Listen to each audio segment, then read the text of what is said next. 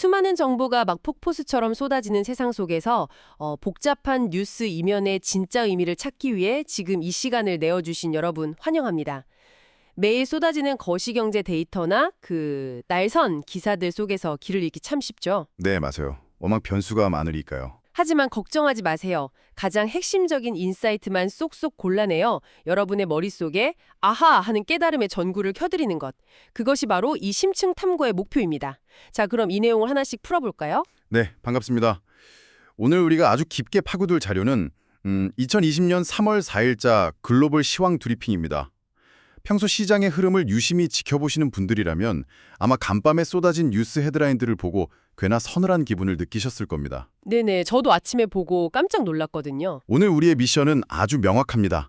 언론에서 이른바 검은 화요일이라고 부르고 있는 이 코스피 7% 폭락 사태의 진짜 원인이 무엇인지 해부하는 겁니다. 그리고 단순히 주식이 떨어졌다, 이런 표면적인 사실을 넘어서서 원자재나 채권, 환율 시장이 어떻게 글로벌 증시와 하나의 거대한 톱니바퀴처럼 맞물려 돌아가고 있는지 그 맥락을 완벽히 짚어보겠습니다. 맞습니다. 오늘 브리핑 자료를 열어보자마자 정말 놀랐던 게 기사 헤드라인부터가 심상치 않았어요. 역대 최대치 낙폭이라던가 미국과 일본은 멀쩡한데 한국 코스피만 왜 이 모양이냐, 이런 아주 날카롭고 뼈아픈 기사들이 막 쏟아졌잖아요. 그렇죠. 수치가 아주 극단적이었죠.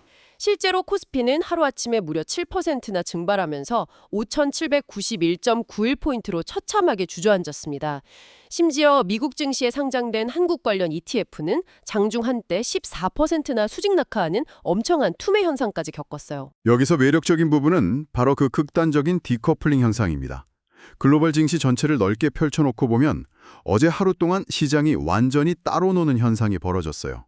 이란과 이스라엘 간의 전쟁 위험이라는 그 똑같은 지정학적 리스크가 터졌는데도 국가별로 반응이 완전히 엇갈린 거죠. 아, 디커플링이요? 네, 미국 시장을 한번 볼까요?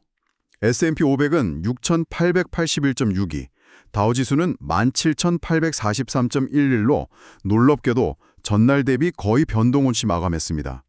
나스닥 역시 장중에는 1에서 2% 정도 하락하면서 흔들리긴 했지만 결국 22,748.86으로 큰 타격 없이 보합 수준으로 방어해냈죠. 잠깐만요. 중동에서 전쟁 위험이 커졌는데 미국은 타격이 없었다고요? 심지어 브리핑을 보면 중국 상해 종합지수는 0.45% 올랐고 유럽 STOX 50지수도 0.62%, 호주 ASX 200 역시 0.52% 상승했어요. 오히려 올랐다는 건데 여기서 제 머릿속에 아주 강한 의문이 하나 생깁니다. 어떤 부분이죠? 100번 양보해서 미국이나 중국은 워낙 거대한 내수 시장이 있으니까 버텼다고 쳐보죠. 그런데 일본은 어떨까요? 일본도 우리처럼 기름 한 방울 안 나고 에너지를 전적으로 수입에 의존하는 국가잖아요. 그런데 기사를 보면 일본 증시는 3%대 하락에 그쳤습니다. 왜 유독 한국 시장만 아시아 최대 낙폭인 7%나 폭락한 거죠? 아주 예리한 지적입니다. 단순히 기름을 수입해서라는 1차원적인 이유만으로는 이 7%라는 극단적인 낙폭을 설명할 수가 없어요. 핵심은 한국 증시가 가진 복합적인 체질적 취약성에 있습니다. 체질적 취약성이요? 좀 더 자세히 설명해 주시죠. 네, 한국은 에너지 수입 의존도가 절대적으로 높을 뿐만 아니라 경제 구조 자체가 수출에 극단적으로 치우쳐 있습니다. 중동의 위기가 터져서 유가가 오르면 필연적으로 물가가 오르고 원화 가치가 떨어지는 환율 불안이 찾아옵니다. 외국인 투자자들 입장에서 한국 주식은 가장 먼저 현금화하기 좋은 ATM 기기 같은 성격을 띠거든요. 아, 그러니까 환율이 더 떨어지기 전에 빨리 팔아서 달러로 바꿔나가려는 강력한 유인이 생기는 거군요. 정확합니다. 외부 충격이 왔을 때 자본 유출의 속도와 규모가 다른 아시아 국가들보다 훨씬 빠르고 거칠게 나타나는 겁니다. 그렇군요. 유가 상승이라는 타격에 환차손을 피하려는 외국인들의 그 패닉셀링까지 겹치면서 완벽한 폭풍, 퍼펙트 스톰이 만들어갔다는 거네요. 근데 이 와중에 코스닥의 흐름은 또 다른 의미로 기묘했습니다. 네, 코스닥은 좀 달랐죠. 코스피가 그렇게 피를 흘리며 무너지는 와중에도 코스닥 지수는 1137.70포인트로 거의 보합 마감했고 심지어 장중에는 1200선을 터치하기까지 했어요. 반도체주들의 강세 덕분이라는데 같은 한국 증시 안에서도 이렇게 갈릴 수 있다는 게 참 놀랍습니다. 거시적인 공포 속에서도 특정 산업, 예를 들어 반도체 사이클에 대한 기대감이나 개별 기업의 호재가 있다면 자금은 그쪽으로 쏠리기 마련입니다. 하지만 어제 시장의 진정한 본질을 이해하려면 주식시장이라는 좁은 우물에서 벗어나야 해요. 동의합니다. 한국 증시에서 빠져나간 그 엄청난 돈들 도대체 다 어디로 갔을까? 그 답을 찾기 위해 시선을 이제 실물 경제 핏줄이라고 할 수 있는 원자재, 채권, 환율 시장으로 돌려보겠습니다. 지금 언론의 시각도 굉장히 혼란스럽거든요. 미국과 이란 전쟁이 증시에 호재될 수도 있다. 이런 상반된 헤드라인도 있었고요. 네, 상황이 꽤 복잡하게 얽혀 있습니다. 여기서 정말 흥미로운 부분이 나옵니다. 실물 지표들은 아주 명확한 경고음을 내고 있어요.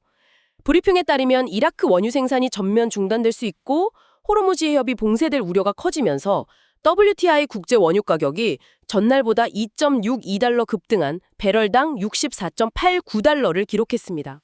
유가가 뛴다는 건 단순히 기름값이 오른다는 뜻이 아니죠.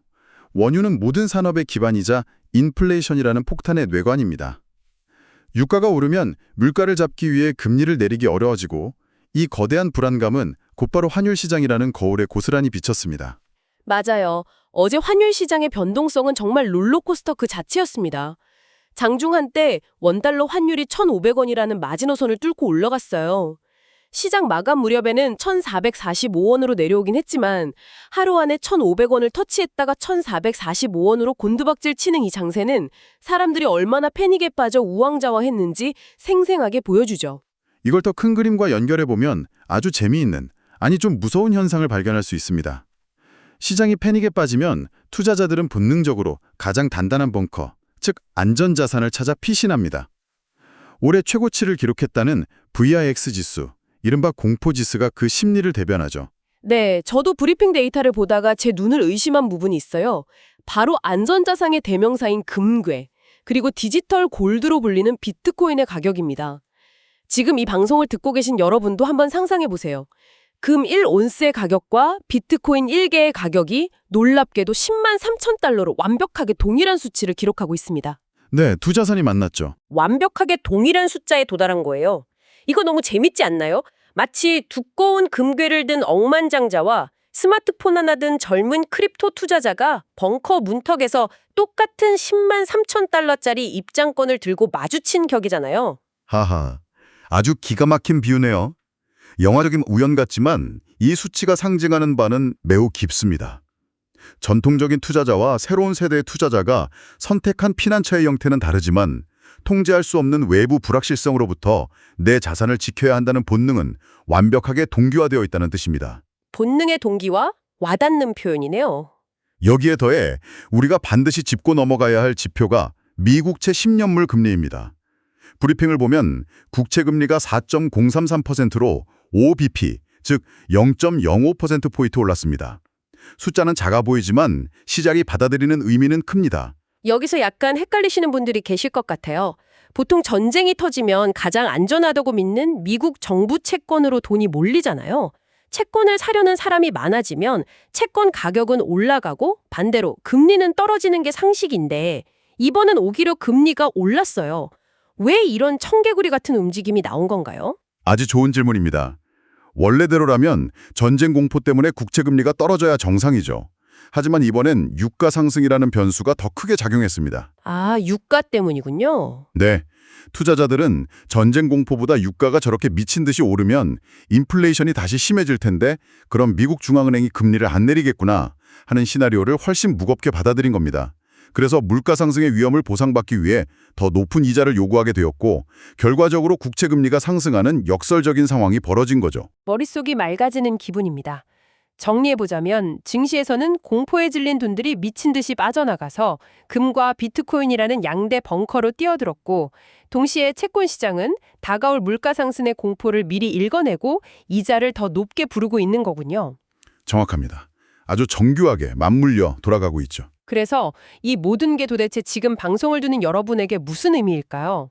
알겠어, 시장 무서운 건 알겠는데 그럼 내 포트폴리오는 어떻게 방어해야 하지? 라고 묻고 계실 텐데요.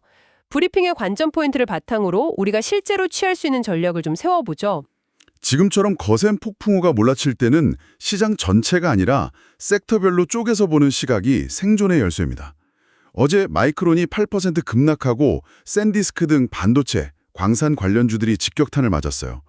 반면 유럽 증시를 보면 우크라이나 평화협상 기대와 중동 전쟁 불안감이 섞이면서 방산주들이 뚜렷한 상승세를 보였습니다. 만약 여러분이 기술주 위주로 꽉 찬 포트폴리오를 쥐고 있다면 잠시 헬멧을 쓰고 안전벨트를 점검해야 할 타이밍이라는 거군요. 반면 이런 혼란 속에서도 누군가는 방위산업에서 기회를 찾고 있었고요. 또 원화 약세 추세 속에서 금과 비트코인이 훌륭한 해지 수단이 되고 있다는 것도 데이터로 증명되었네요. 네, 맞습니다. 대체 자산을 방패막이로 삼는 전략이 유효했죠. 그런데 시장은 계속 흘러가는 동영상 아닙니까? 이 불확실성 속에서 우리가 나침반으로 삼아야 할 다음 지표는 무엇이 있을까요? 이번 주 캘린더를 보니 금요일 일정이 아주 빽곡하더라고요. 이런 아주 중요한 질문을 던집니다. 결국 이 혼란스러운 장세의 다음 방향타는 미국의 경제 데이터에 달려 있거든요. 3월 6일 금요일에 발표될 미국의 2월 비농업 고용지수와 실업률을 유심히 보셔야 합니다. 현재 고용지수 예측치는 58,000건, 실업률은 4.3%로 예상되고 있습니다. 한국 데이터도 발표되죠. 네, 같은 날 발표되는 한국의 2월 소비자 물가지수도 핵심 이벤트입니다. 전년 대비 2.1% 상승이 예측되는데요.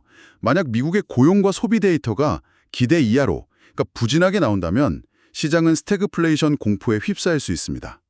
스태그플레이션이요. 물가는 오르는데 경기는 침체되는 최악의 시나리오 말씀이시죠? 네, 그렇기 때문에 만약 그런 신호가 보인다면 방위산업과 에너지 섹터의 비중을 더 확대해야 한다는 것이 이번 브리핑의 가장 핵심적인 관전 포인트입니다. 그렇군요. 결국 철저하게 거시 경제 지표의 흐름을 읽고 그에 맞춰 포트폴리오를 유연하게 세팅해야 한다는 조언이네요. 오늘 정말 엄청난 양의 데이터를 숨가쁘게 파고들어 보았습니다. 지금까지 이 탐구를 함께 따라오신 여러분이라면 이제 지시가 7% 빠졌다는 공포에서 벗어나 글로벌 자금의 흐름을 읽어내실 수 있을 겁니다. 네, 금이나 비트코인으로의 피신, 그리고 방산과 에너지주의 부각 같은 흐름 말이죠. 맞습니다. 이 거대한 톱니바퀴의 원리를 꿰뚫어 본 여러분은 내일의 시장을 훨씬 더 명확한 시선으로 보실 수 있을 겁니다. 자, 이제 오늘의 심층 탐구를 마무리할 시간인데요. 방송을 끄고 일상으로 돌아가실 여러분을 위해 머릿속에 맴돌 만한 흥미로운 도발적 질문을 하나 던져드리고 싶습니다. 어떤 질문이죠?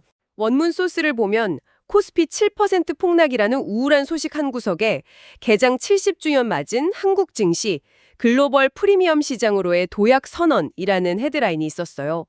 정은보 이사장도 한국을 글로벌 프리미엄 증시로 만들겠다고 했고요. 참 타이밍이 역설적이네요. 네, 한국 증시가 70주년을 맞아 글로벌 프리미엄 시장으로의 도약을 야심차게 선언한 바로 그 시점에 하필 외부의 지정학적 리스크 하나로 아시아 최대 낙폭인 7% 폭락을 겪었습니다. 과연 이 극단적인 모순과 변동성이 향후 글로벌 투자자들이 한국 시장을 프리미엄으로 평가하는데 어떤 장기적인 영향을 미치게 될까요? 이 부분은 여러분이 앞으로 시장을 지켜보며 꼭 한번 고민해 보시길 바랍니다. 네, 정말 시장의 신뢰라는 게 하루아침에 쌓이는 게 아니라는 걸 보여주는 뼈아픈 대목이네요. 깊이 생각해 볼 만한 화두입니다. 오늘 깊이 있는 분석을 함께해 주신 여러분께 진심으로 감사드립니다. 다음 심층 탐구 시간에도 새롭고 흥미로운 자료로 여러분의 시야를 팍 트이게 해드릴 인사이트를 들고 찾아오겠습니다. 그때까지 시장의 거친 파도 속에서도 단단한 안목 유지하시길 바랍니다. 안녕히 계세요. 감사합니다. 안녕히 계십시오.